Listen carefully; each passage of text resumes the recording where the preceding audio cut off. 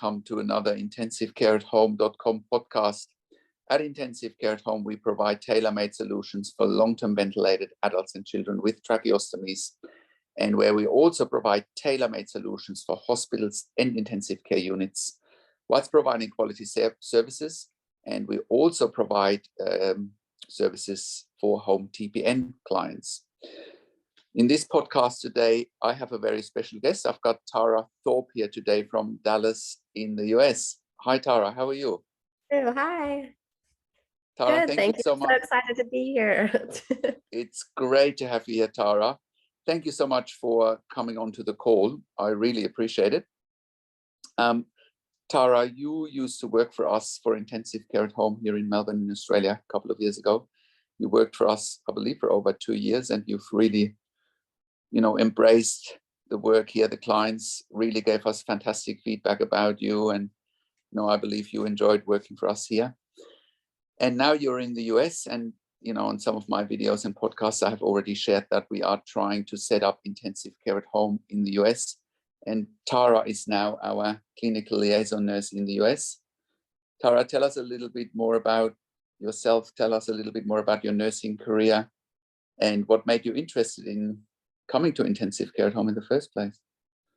Yeah, so my name is Tara. I've been an RN for about 4 to 5 years now. I started actually working in LTAC as a junior nurse, and then I moved to the ICU, and then I moved to Australia and did travel there with intensive care at home. And now I'm back here in the States doing for intensive care at home, as well as working on the trauma floor in Texas for Fort Worth. So what really inspired me to work at intensive care at home in Melbourne was having the ability to take care of patients in the privacy of their home, but also maintaining my skills and still being challenged by the intensive care aspect as well. Right. And obviously, for some of you that follow my videos and my blogs, you would have heard me talking about many inquiries from the US for intensive care at home that we haven't really been able to help so far. And now we are in the process of trying to help more clients in the US. And the way we're trying to approach this at the moment is that this video, as much as it is for families and patients in intensive care, it's also for other providers that would like to partner with us, because if you can meet our quality standards, which is sending intensive care nurses into the home for predominantly long-term ventilated adults and children, we would love to work together with you and with the families and with the clients to improve their quality of life. Now, Tara, talking about quality standards, I mean, you've worked with us here in Melbourne. You've seen, our quality standards. You've got to know our team. You've gotten to know the clients. What's your take on quality standards in the community? How important is it from what you've seen? Oh, incredibly important. It's literally the difference between life of a patient and keeping them safe. I remember we had a joke at intensive care at home that we were the Cadillac of all the nurses in the community there. So one of our patients, her moms was talking about how she was so impressed by the professionalism of intensive care at home and how she felt so incredibly safe to sleep well at night because she knew that her daughter was in the best hands. And on top of just the safety aspect of it, I remember just the everyday living and taking care of this specific patient.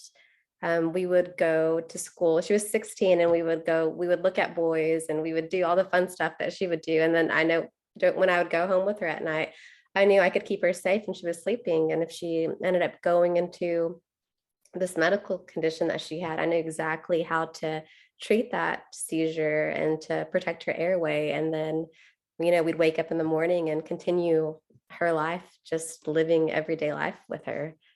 So, which is special. Absolutely. And I know the client you are talking about, and I'm not sure whether you're even aware that before you worked there, that she had a cardiac arrest. Did you know that? Yes. Right. And yes. that was on shift.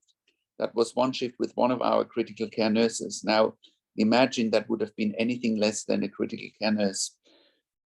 You know, Yeah. she survived, she ultimately survived that cardiac arrest, and to this day is still at home, you know, with our nurses. Imagine that would have been anything less than a critical care nurse. Yeah. I mean, she recently celebrated her 18th birthday not long ago. And I remember hearing about that story. And I mean, when I took care of her, it was very serious. We would have fun, but I was watching her one to one the entire time. Anytime she went into any which way, I knew exactly how to handle it. And I was confident with that, with being able to take care of her. And also another patient that we had when the electrician turned off the electricity in the entire house and his ventilator turned off. And I had to literally instruct the electrician while I'm ambu bagging, giving him oxygen, telling him it's okay to grab the vent, walk through the safety checks, and then I had to switch it over. And then he was okay. And then we got the electricity and the house turned on. But I mean, these events, you have to really know how to protect someone's airway, how to manage the vent, how to do the safety checks, how And to, I remember yeah. that too. And I, you know, unlike in an ICU, you don't have 20 people to call on. You You don't, you don't have that code button. You have your knowledge, your skills. and you have Yeah. to think on your feet, literally, to keep the client safe. Now, I think those are very good examples, Tara, to highlight the quality aspect, which from our end is also underpinned by an accreditation process here in Australia. We are third-party accredited to provide intensive care at home. We have policies, procedures, and again, whoever is watching this, you know, we would expect a similar quality standard if you wanted to partner with us. You know, from our perspective, we have two KPIs, you know, key performance indicators. One KPI is to have zero readmissions, zero non-elective readmissions, I should say that, zero non-elective readmissions back to ICU or to hospitals, because otherwise we wouldn't be in business and we couldn't deliver on our promise. That's one KPI. And another KPI that we strive towards is having all available shifts filled, because we can't have our clients without staff, you know. So these are really quality aspects we're looking for anyone that wants to partner with us. And you can see for anyone watching this, that's a family that, you know, we have rigorous quality standards to make sure we can make a successful transition from an ICU, or in the US from LTAC to going home, right? So the other thing, Tara, you've worked in LTAC, because we have a lot of inquiries in the US from patients that are either on the verge of going from ICU to LTAC, and they often contact us at that inflection point, or they are already in LTAC and they are, for lack of a better term, desperate to get out of LTAC, saying to us things like, get me out of here, this is horrible, they're not doing anything for my family member. Can you talk about the LTAC aspect in the US in particular, and how you think it compares to intensive care at home? Yeah, so LTAC is typically, it's a facility, a long-term care. They typically have two nurses covering, when I was there, it was 50 patients that had trachs, awful. And also the nurses that they typically have, they're not registered nurses. It's typically enrolled nurses, which is a different certificate. It's not a degree in that sense. And comparing that type of care, going to an ICU when patients are trached, ventilated, pegged, it's a 1-to-1, 1-to-2 at most. Working in the hospital currently too, when we discharge a patient to LTAC, we know that they'll be back in 3 to 5 days. And the patients that I've been talking to, the families who've been coming to me working with intensive care at home currently right now, they're on their third readmission back to the ICU. They're going back to LTAC, back to ICU. And it's heartbreaking in so many ways. You know that they're going to be back with more problems, right? They're going to be septic. There's a pressure injury and it's infection, and it's just it's these problems that are compounding with each discharge and readmission. We stabilize them, we get them safe in the hospital, we discharge them to LTAC. They're back with more problems. It's awful. It's awful. From Yeah. Sorry, go on. So the alternative to intensive care at home is, I mean, you working there at bedside with intensive care at home, that was zero. That would never happen. Those are our two mottos. It's our gold standard of quality staff, quality care, no readmissions back to hospital. You would think that an LTAC would take a similar approach where they say, okay, if someone goes to LTAC, they should be ready. And if the LTAC is doing all the right things, there should be no readmissions back to ICU. You would think that they would have a similar approach, wouldn't you? That would be one of their core concepts. And it's entirely not, because it's their core concepts of knowing that it's going to happen. Like, we know it on the floor that, you know, when we say bye to the patient, we hope to not see them again, but we know if they come back, they'll either be back with us or into another ICU step down unit being taken care of with more issues. That's crazy. I mean, Tara, you have glanced into some of the work that we're doing with our sister company at intensivecarehotline.com. And, you know, we often get inquiries again at the inflection point where patients go from, or are supposed to go from ICU to LTAC. And then we often look at medical records, or we talk to ICUs directly, and we go like, this is going to be a disaster waiting to happen. If you send this patient from ICU now to LTAC, you can already see it. Yeah. You know, that from what I've learned there, I argue the system is broken, and patients are almost deliberately being put at harm's way by sending them to LTAC. And the next thing you hear, like you described, you know, 3 days later, they're back in ICU, potentially being back in a different ICU because the previous ICU does no longer have any beds. And then vulnerable patients are within 3 locations within a few days. That's madness in my mind. It is. And then there's a distress that's created from patient to nurses. I've had patients that are just, they're not being taken care of properly at an LTAC, and they come back and they don't trust the staff because they've been just hauled around to different, it's a failure of the system. And we've got to do something different in America where we're able to take care of patients safely in the comfort of their home, where they have autonomy to make decisions over their life, where they have that ability, like we do in Australia, how we give patients back that autonomy over their life and to have a greater quality of life. And where it's not out of facility, in and out of facility. I mean, we've got to do something different. Absolutely. Absolutely. It has to be a different approach. And what's your experience in LTAC about success rates for ventilation weaning? Can you comment on that? Have you seen any success stories, or what's your experience there? I know it's more so stories about, pneumonia, patients getting pneumonia pretty often because they're not positioned properly. They're not getting their treatments. They're not. Yeah, I can't talk about the success rate. I can't. The first thing that comes to mind is the pneumonia. Pneumonia, right? Like, yeah, entirely. That's terrible. That's terrible. Okay, so that really also illustrates the quality standards that need to be taken in this, with home care, with intensive care at home in particular, because, that's when we believe we can carry on almost like seamlessly from an ICU, assuming that ventilation weaning is not possible.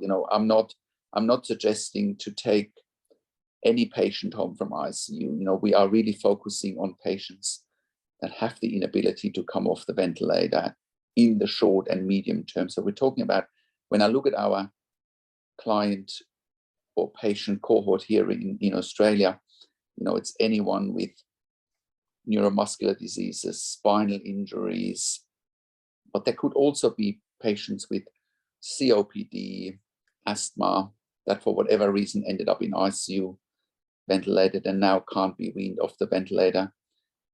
That's a patient group I believe we could look after as well, including Guillain-Barré syndrome. You know, we've done that. I remember we have looked after Guillain-Barré when I did this type of work in Germany 25 years ago. We looked after Guillain-Barré at home and successfully weaned someone there. So, you know, there's a number of patients. I also need to make a quick disclaimer here. What we can't do, sometimes we do get inquiries, can we take people home on a breathing tube, on an endotracheal tube? And we don't, because it's too risky taking someone home with an endotracheal tube, because we can't re-intubate at home. The only thing that we have done on a couple of occasions is a one-way extubation at home for palliative care. So that is the exception to the rule with a breathing tube. But generally speaking, we have sometimes family coming to us, oh, my mom, my dad, my spouse been in ICU now for 1 or 2 weeks. They are on a breathing tube. Can we take them home and continue treatment at home? The answer to that question is no, it's too risky. So that was just my quick disclaimer. So in terms of, you know, I want to address this video again back to other providers. You know, we can also help other providers with implementing policies and procedures that we are using here in Australia, that we believe are applicable in the US as well. You know, again, we are happy to share the approaches with you so that we can maintain high quality standards and manage those KPIs. Another thing that I wanted to mention quickly is, as much as we want to partner with providers that are open to talk to us,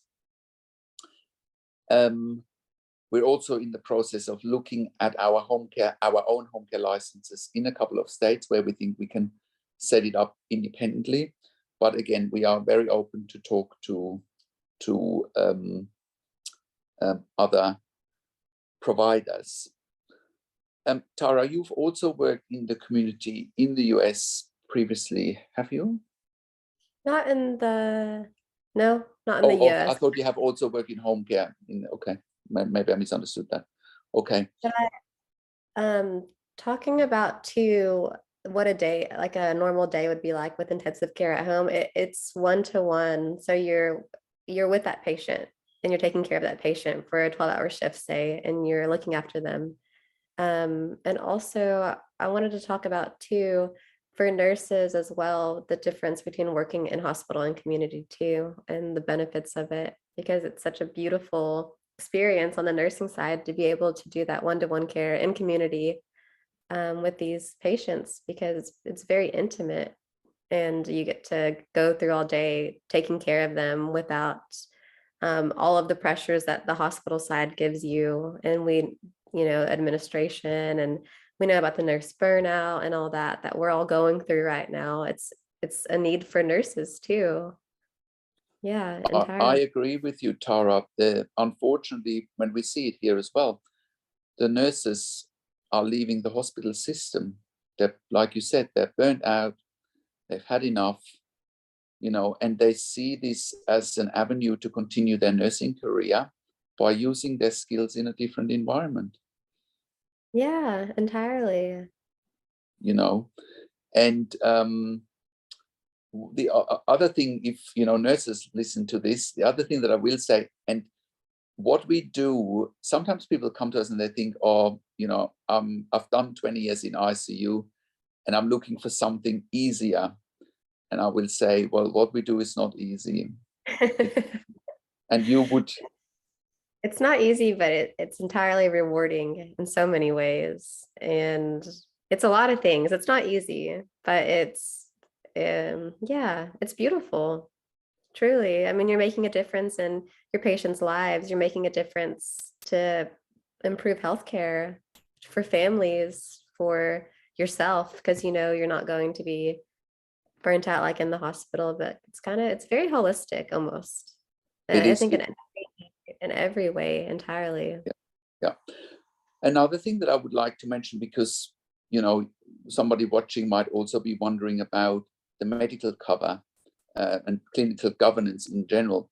So let me talk about that for a moment. So here in Australia, our medical governance is usually coming from the discharging hospital, but it can also come from what we're doing in the meantime, virtual health organizations. We're doing telehealth all the time, not all the time, but when needed.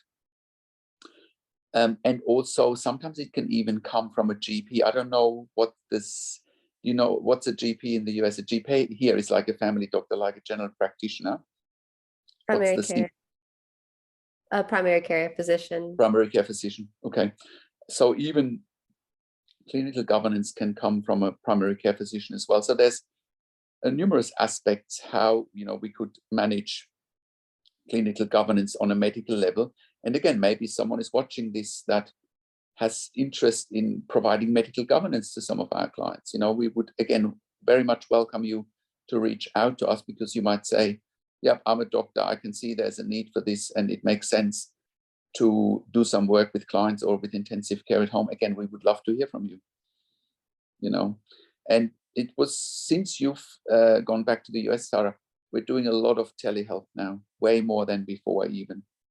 There's an organization here now that is My Emergency Doctor. Shout out to them. We get an emergency physician on call 24 hours a day if we need to. And we've avoided so many hospital readmissions just by using them.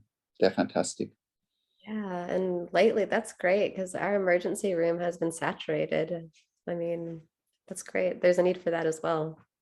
And there's a need for that as well. And not that I've researched it, but I'm certain that if you can get an emergency consultant on the phone here, there would be organizations in the US that do a similar approach. Potentially even you get an ICU consultant on the phone. That's the next step here. I'm waiting for that, for someone. There is a company that's trying to set that up here. And I would think, again, given where the whole healthcare system is moving more and more towards healthcare, as much as there is an ICU emergency doctor on call, there needs to be an ICU doctor on call as well. Yeah, it has to be. I love it. It's like a time of, we need to move towards what needs to change, and we have the ability to do it, to impact. Absolutely. So for any providers or families watching this, please reach out to us at intensivecarehome.com. You will find phone numbers on the top of our website at intensivecarehome.com. You can also email us to info@intensivecarehome.com. Tara, do you have any final thoughts? I don't think so. I think we touched on everything that's important. It's really taking those next steps to help what I believe is already a big audience in the US that's probably watching the videos, is resonating with the whole concept, with the whole idea of intensive care at home. Taking those next steps, and again, whether it's patients, families, whether it's providers, we are open to talking to you, taking those next steps and taking those next steps with you. And now we've got Tara, who really understands intensive care at home inside out, and unlike me, knows much more about the US market than I do. Is going to be a really great conduit to taking those next steps. Yeah. Yep. Tara, thank you so much for taking the time to get on camera with me. Pleasure. And I'm sure we'll do a follow-up episode at some point when we have more news or maybe there's people coming forward with questions, and maybe our next step is addressing any questions on another podcast. That might be the easiest way to get the message out there. We'll see how it goes. Okay. Now, thank you for watching. Now, subscribe to my YouTube channel, share the video with your friends and families, anyone that could benefit from this video. Click the like button, click the notification bell, and comment below this video what questions you have, or what insights you have, or any other video you want us to make about this topic. And we will talk to you very soon. Thank you so much again, Tara. Thank you.